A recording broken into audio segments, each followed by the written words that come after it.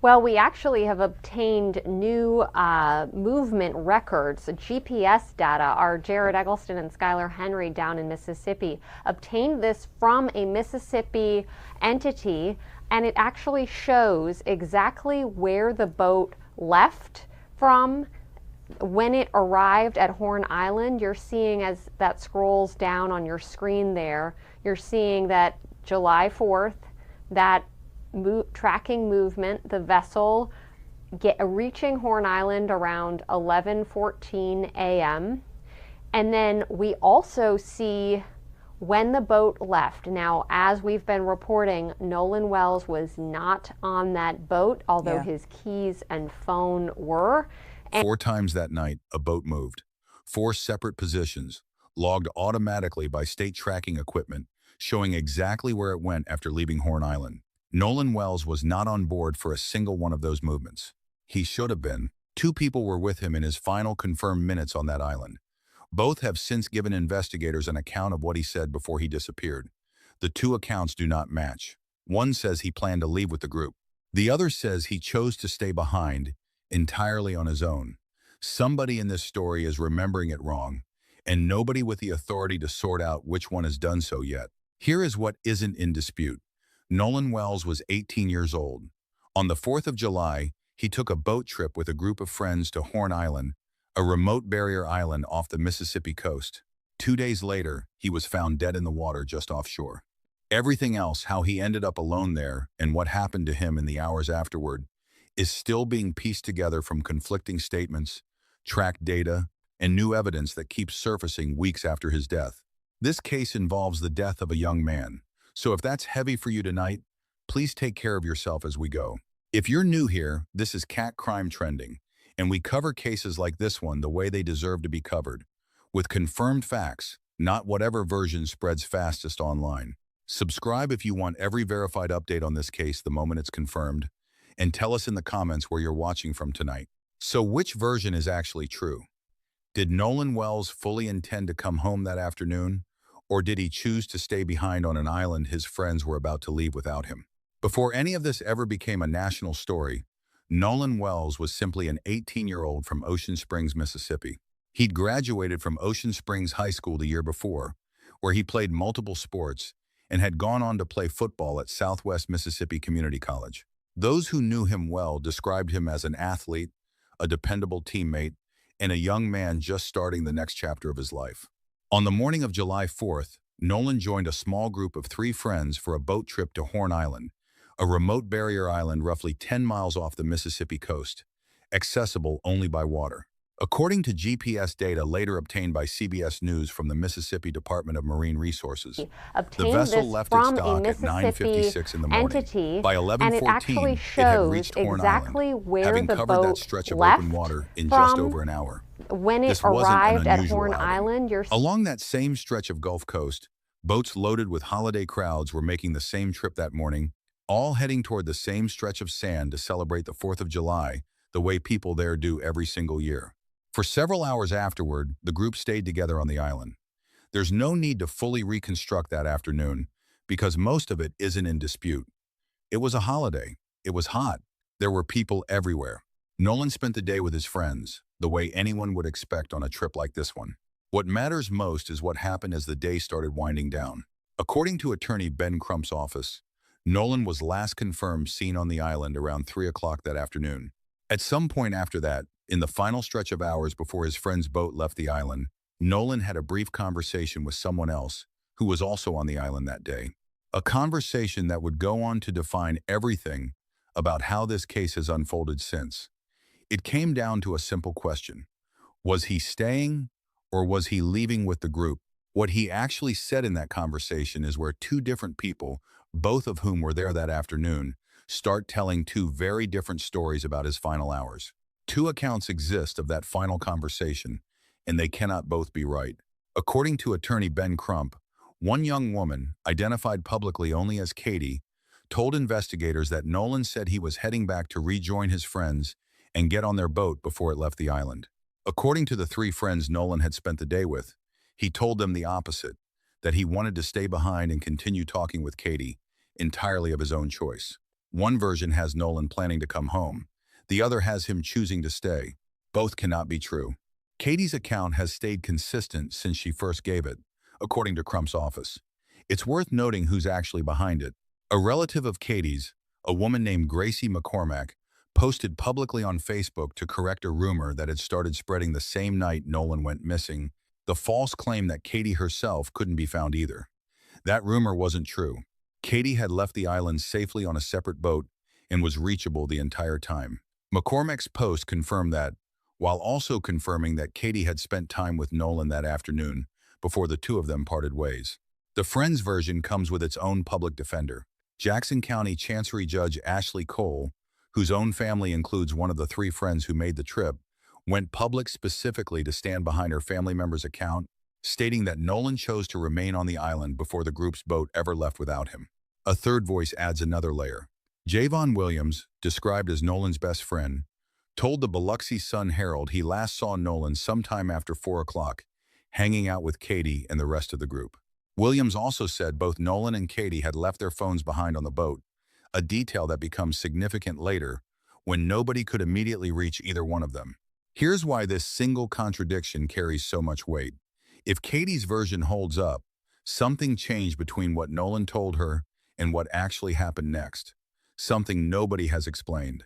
If the Friends version holds up, Nolan made a deliberate decision to stay alone on a remote island as his only ride off it pulled away. Those aren't two slightly different memories of the same afternoon. They're two entirely different afternoons, and only one of them actually happened. For Nolan's parents, this isn't an abstract puzzle.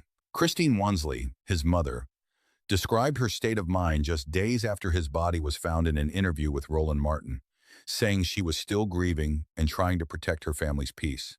She and her husband don't get the option of picking whichever version feels more comfortable. They have to hold both accounts at once, fully aware that one of them is wrong, with no way yet to know which. Everything up to this point in the story has come from memory.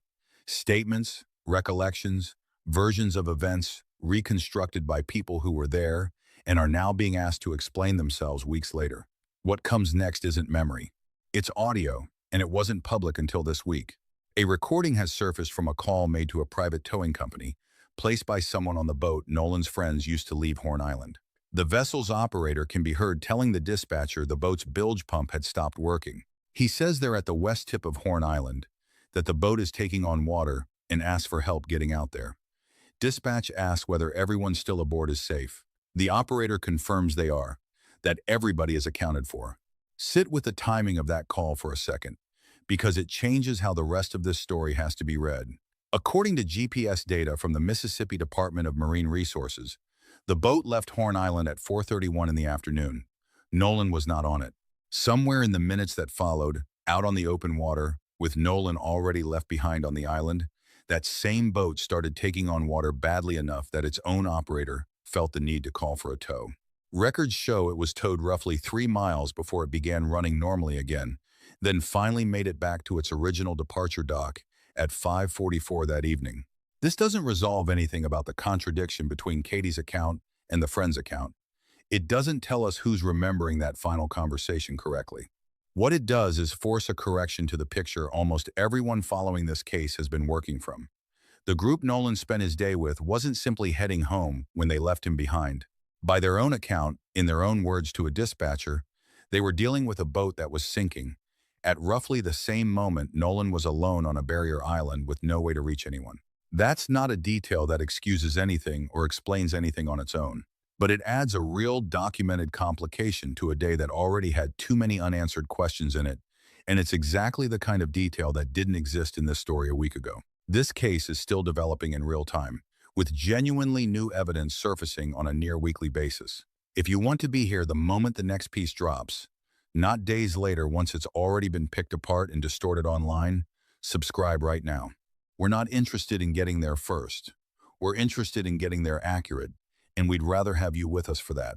Nolan's mother, Christine Wansley, reported him missing shortly after midnight on July 5th, once it became clear that he hadn't returned home with anyone else who had made the trip out to the island that day. From that point forward, this stopped being a personal search and became an official one, involving multiple agencies working at the same time. Jackson County Sheriff's Office took the lead on the case, And it didn't stay a local effort for long. The U.S. Coast Guard, the Mississippi Department of Marine Resources, and the National Park Service, which oversees Horn Island as part of the Gulf Islands National Seashore, all became involved within the first day. Horn Island isn't accessible by road, which meant every search effort out there depended entirely on boats and aircraft, not officers walking a shoreline. On the morning of July 5th, Nolan's father, Elmore Wansley, didn't wait to see what official channels would produce. He went out to the island himself by boat, alongside Nolan's football coach, to search the shoreline directly. That's not a small detail included for effect. It reflects how quickly this family moved from hoping for a phone call to actively searching the island themselves, hours before the case had even escalated to its full scale. Just after noon that day, Coast Guard Sector Mobile confirmed it had received a formal request for assistance from Jackson County. An urgent marine information broadcast went out to vessels operating in the area, and a helicopter was dispatched to search from above. Around the same time, the sheriff's office released a public description to help anyone in the area identify him. An 18-year-old black male, roughly 6'1", 180 pounds, last seen wearing blue swim trunks, no shirt, and sunglasses. The search continued through the following day. On the morning of July 6th, a park ranger found Nolan's body in the water off the northwestern tip of Horn Island, roughly 48 hours after he was last confirmed seen. His identity was later confirmed through dental records, according to Jackson County Coroner Bruce Lind. As of this recording, the official cause and manner of Nolan's death have not been released to the public. Authorities have said they suspect he drowned, but that remains a working theory rather than a formal finding, and the investigation into exactly what happened to him on that island is still active and ongoing. 2 separate autopsies are currently being conducted in this case, and understanding why matters more than it might first seem. The first is simply the standard state autopsy carried out by the Mississippi State Medical Examiner's Office. Mississippi law requires this in any unattended or unexplained death, which makes it procedural rather than something the family had to request. The second is an independent autopsy commissioned separately by Ben Crump's legal team using pathologists with no connection to Jackson County or the State Medical Examiner's Office at all. Families don't take this step lightly, and it isn't done for show. It exists specifically so that the outcome doesn't rest entirely on one agency's conclusions, an agency that's also involved in the broader investigation into how Nolan died. Run in parallel rather than after the fact, an independent autopsy gives a family a result that can't be dismissed as shaped by institutional interest. As of this recording, results from neither autopsy have been made public, and the official cause and manner of death remain undetermined. The GPS tracking data at the center of this case deserves its own explanation because it functions differently than every other piece of evidence gathered so far. The Mississippi Department of Marine Resources tracks registered vessels through a system that automatically logs position at set intervals, with no input from anyone connected to this case. Investigators didn't have to depend on someone's memory of what time a boat left or where it went next. They pulled the record directly. That's what separates it from witness testimony. It can't be softened by loyalty, and it can't be distorted by grief or fear. It simply recorded where that boat was, minute by minute, for the rest of the night. According to that record, after the boat made it back to its original departure dock following the sinking scare, it didn't stay there. At 5:52 that evening, it moved again, into Fort Bayou. By 6:06, it was back at the dock. Then, at 7:19 p.m., its position shifted one final time to the Fort Bayou boat launch, where it was pulled out of the water entirely and transported by land to a residence in Biloxi belonging to the boat's owners. 4 separate, automatically logged movements, spanning several hours after Nolan was left behind, ending more than 70 miles from where the day began, at a private residence rather than a public dock. To investigators, that sequence represents a window of time still not fully accounted for by anyone connected to the boat, a window that exists independently of anyone's memory or version of events, and one that remains central to understanding what happened after Nolan was left alone on that island. Unlike a witness statement, this record can't be revised later or softened under questioning. It simply is what it is, and investigators are now working to explain it. Beyond the central contradiction over Nolan's final documented words, several smaller details have surfaced that, taken individually, might not mean very much. Taken together, they're the reason this family isn't willing to accept the official account as finished. Start with something as simple as clothing. Early police reports listed Nolan as last seen wearing black shorts. His mother says a young woman on the island later reached out with photos from that day showing him in blue swim trunks instead. Authorities eventually corrected the record to blue swim trunks, matching what those photos showed all along. It sounds like a minor clerical fix. For a mother without her son here to ask what he actually had on that day, even a corrected error is one more reminder of how much of this case has depended on other people's memory being right the first time. Then there's the delay in retrieving Nolan's car from a friend's driveway, a task that should have taken minutes. According to the family, a friend claimed he couldn't locate the keys, went back inside, and several minutes passed before they turned up sitting inside the house. Investigators haven't characterized that delay as significant on its own, but it happened during the exact window when the family was still holding out hope, before Nolan's body had even been found. Nolan's phone activity also adds yet another layer. He posted to social media almost daily, a habit consistent enough that its absence would have stood out to anyone who knew him. In the 24 hours before he disappeared, that activity stopped completely. According to attorney Ben Crump, Nolan's friends took his phone with them when they left the island, and by the time his family got it back, messages had already been deleted from it. Before that, the family had to track the phone down themselves, using a phone monitoring app and help from a family friend. Instead of being handed it directly by the group Nolan spent the day with, a deleted message isn't necessarily a permanently lost one. On most modern phones, deleting a text removes it from view on the screen, but the underlying data can often still be recovered through proper digital forensic extraction, which is precisely why a joint inspection of the phone has now been formally arranged between the family's independent experts and law enforcement. That same family friend also noticed something else worth mentioning. The location tied to Nolan's account didn't match where the phone was ultimately found, one more inconsistency layered onto an already unusual sequence of events.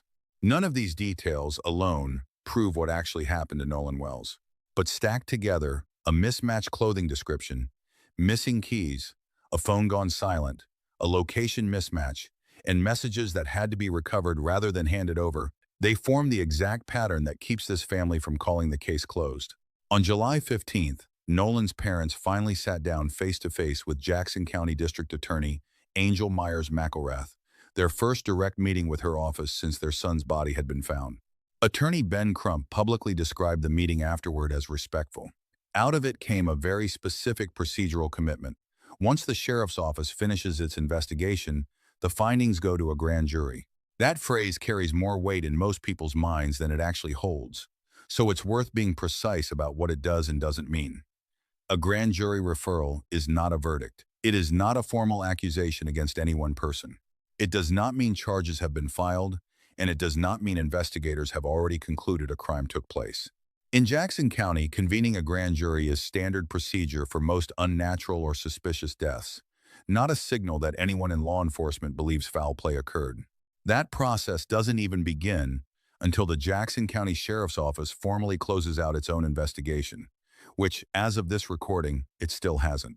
Sheriff John Ledbetter has confirmed his office has already interviewed more than 60 witnesses, including the 3 friends who were with Nolan on the boat that day, and says that work is still actively ongoing. Out of that same meeting came an agreement to examine Nolan's phone jointly, with digital forensics experts representing the family working alongside law enforcement, comparing findings together in real time, instead of releasing separate, competing conclusions later.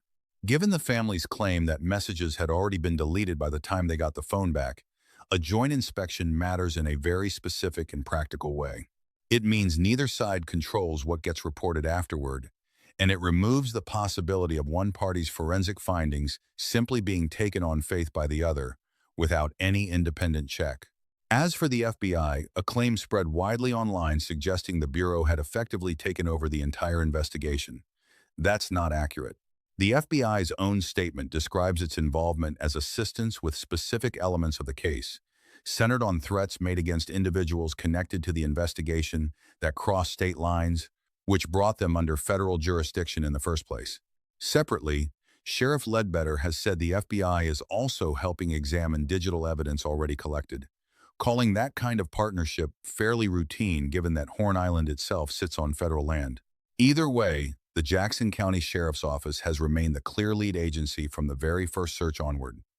The FBI's role in all of this has been support, not command. This case is currently moving through a real legal process right now, not a storyline being paced out for dramatic effect. A grand jury still has to be convened. A ruling still has to come. If you want to be here when that actually happens, not weeks later catching up on a secondhand headline, subscribe now, because we'll be covering every confirmed step of this process exactly as it unfolds, nothing rushed, and nothing invented for the sake of a better story. Two pieces of misinformation deserve a direct correction before we close tonight, because both shaped public opinion long before anyone actually verified them. A photo of Nolan at a pool party circulated online after his death, and for a period of time, people genuinely believed it proved he was alive after July 4th. It wasn't true. Image metadata confirmed the photo was taken a full week before the trip, then simply uploaded online afterward, which is what caused the confusion in the first place. Separately, a video widely shared online was believed to capture Nolan in an argument shortly before he vanished. His friend Traceston Shepard has confirmed the voice on that recording is his own, and not Nolan's. Nolan's homegoing celebration is set for tomorrow, Monday, July 20th, at Center Point Church in Ocean Springs, the community where he grew up and played football. Attorney Ben Crump has confirmed that actor Tyler Perry is covering the family's funeral costs. As of this recording, this case remains open in every meaningful sense. Both autopsies, the state's and the family's independent one, are still pending. The joint phone inspection hasn't taken place yet. The grand jury process hasn't formally begun because the underlying sheriff's investigation still isn't finished. And the central contradiction at the heart of this story, whether Nolan planned to leave that island or chose to stay behind, still hasn't been resolved by anyone with the actual authority to resolve it. If this laid the case out more clearly than what you've seen elsewhere, send it to someone who's been following the story and tell us in the comments which unanswered question matters most to you right now: the conversation on the beach, the sinking boat, or the argument still under review. We'll be back with the next confirmed update the moment there is one, because right now, a family in Ocean Springs is still waiting for someone to tell them the truth about what happened to their son.